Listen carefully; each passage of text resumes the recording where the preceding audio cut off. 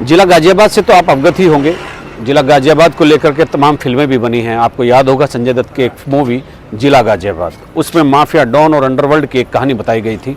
लेकिन इस समय गाजियाबाद इसलिए सुर्खियों में है कि गाजियाबाद में भी लोकसभा चुनाव दूसरे चरण में होना है।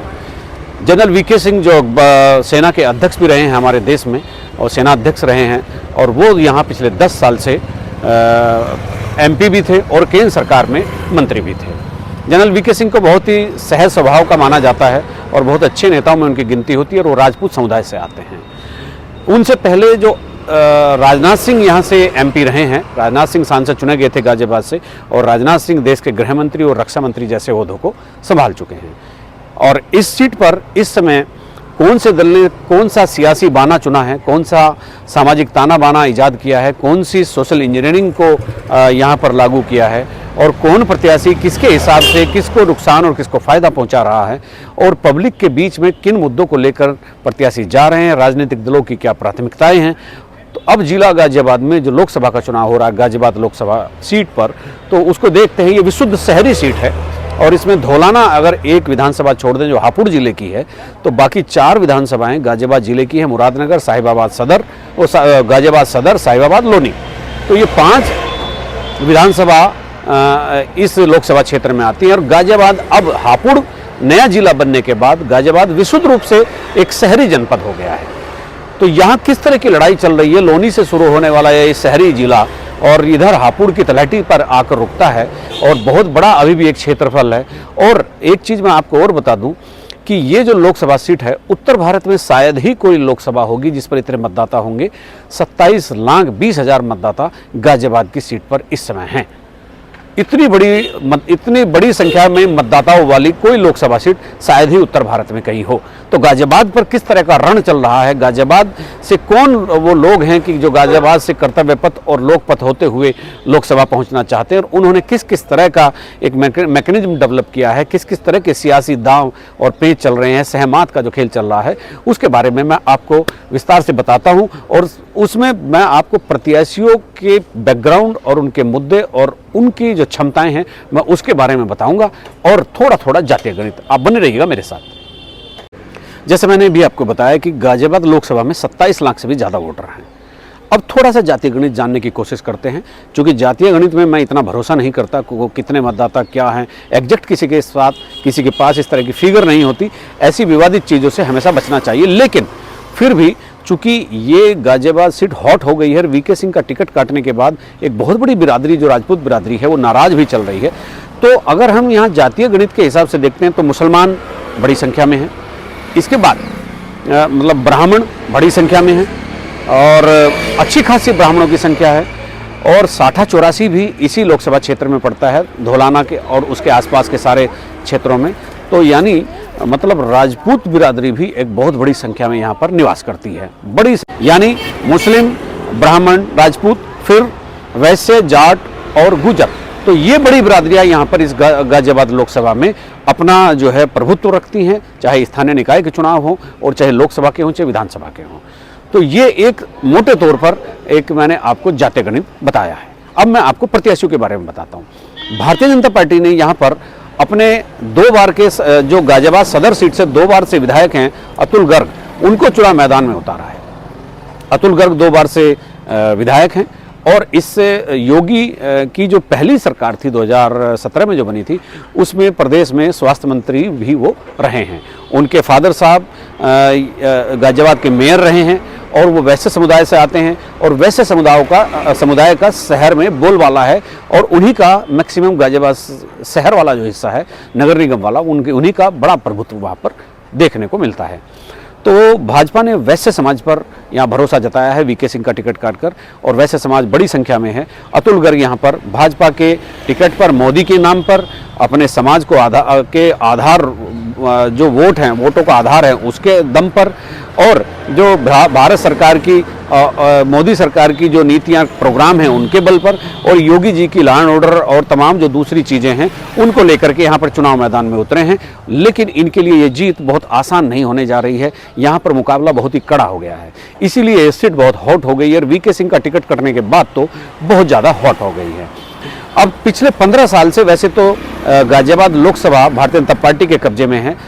2009 में राजनाथ सिंह, 2014 और 2019 में जनरल वीके सिंह यहाँ से सांसद रह चुके हैं।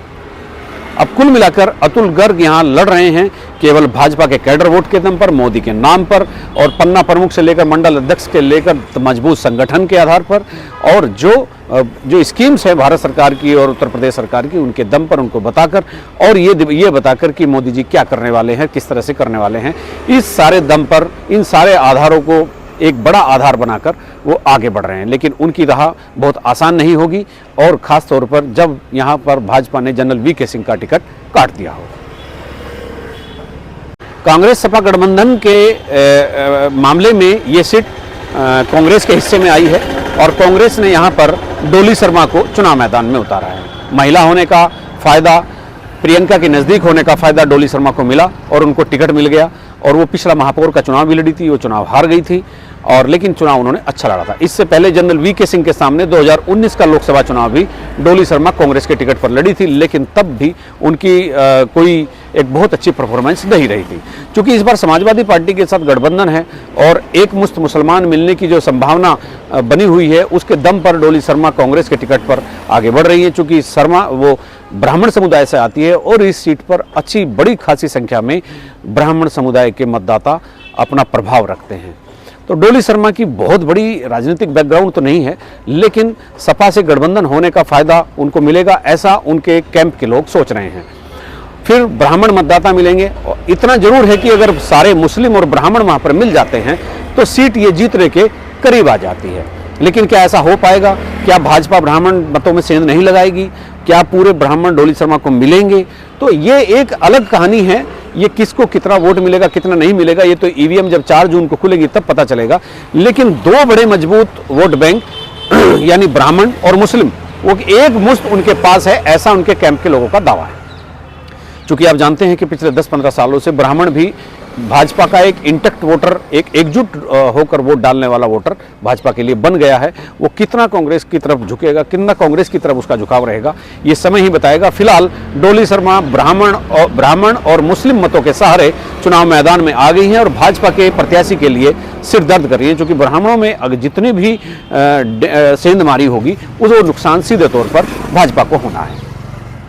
बसपा सुप्रीमो मायावती ने यहाँ भी वही किया जो मुजफ्फरनगर, कैराना, मेरठ, बागपत में किया, यानी उस समुदाय से अपना प्रत्याशी बना दिया जो समुदाय परंपरागत वोट है भारतीय जनता पार्टी का, यानी राजपूत। बसपा ने यहाँ राजपूतों की नब्ज को समझने का एक प्रयास किया। इस समय पूरे पश्चिमी यूपी नहीं, पूरे उत्तर प्रदेश के राजपूत भाजपा से नाराज चल रहे हैं।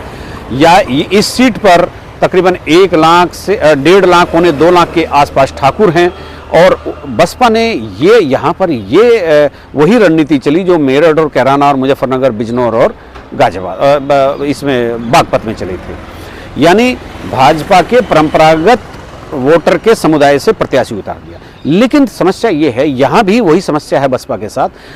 यहाँ से बसपा ने नंदकिशोर पुंडीर को उतारा है। पुंडीर राजपूत हैं और राजपूतों का आंदोलन आप देख ही रहे हैं।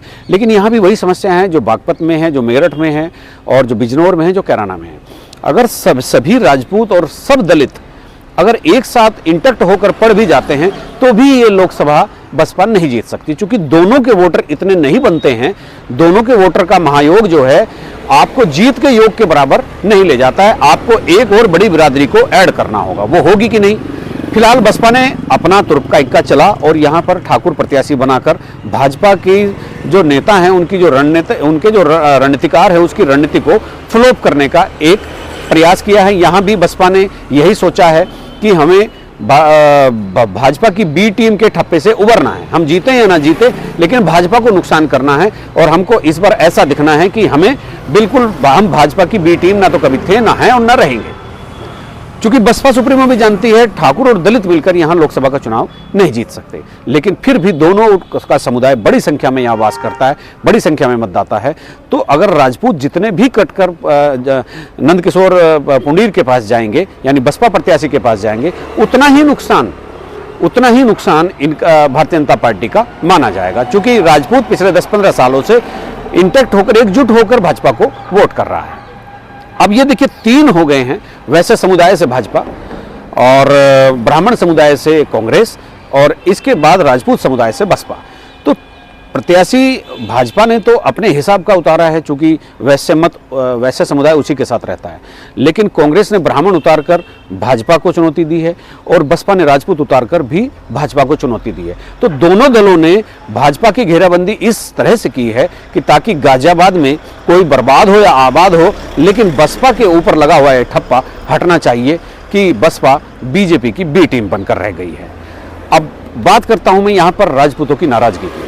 यहाँ 60-84 है, अच्छी बड़ी संख्या में यहाँ राजपूत मतदाता इस गाजियाबाद लोकसभा में रहते हैं। प्रभाव है, पिछले 15 साल से गाजियाबाद से राजपूत सांसद लगातार चुना जाता रहा है। पहले राजनाथ सिंह और 10 साल से जनरल वीके सिंह। उससे पहले भी अगर परिसीमन से पहले आप जाएंगे तो 3 बार नरेंद्र सिंह तोमर वहाँ से गाजियाबाद से सांसद रहे हैं और वो भी राजपूत थे। तो इसलिए राजपूतों को यहाँ दरकिनार करना या इग्नोर करना संभव नहीं है। और फिर भी लेकिन राजपूतों का जो आंदोलन यहाँ पर चल रहा है उसको इग्नोर भी नहीं कर सकते। लेकिन जितना भी राजपूत बसपा का नंद किशोर पुंडीर लेकर के जाएगा उतना ही बड़ा नुकसान यहाँ पर भाजपा को होगा। ब्राह्मण जितने जाएंगे उतना ही नुकसान भाजपा को होगा। अब भाजपा इस पूरे नुकसान की भरपाई किस तरह से करेगी ये देखने वाली बात होगी। फिलहाल तो दूसरे चरण में इस सीट पर मतदान होना है। अब मतदान पर नजर रखिए और उसके बाद 4 जून को मतगणना पर नजर रखिए, तब देखा जाएगा किसने किसकी सोशल इंजीनियरिंग काम आई है, पब्लिक ने किसका साथ दिया है और यहाँ पर कौन कौन से मुद्दे काम आए हैं।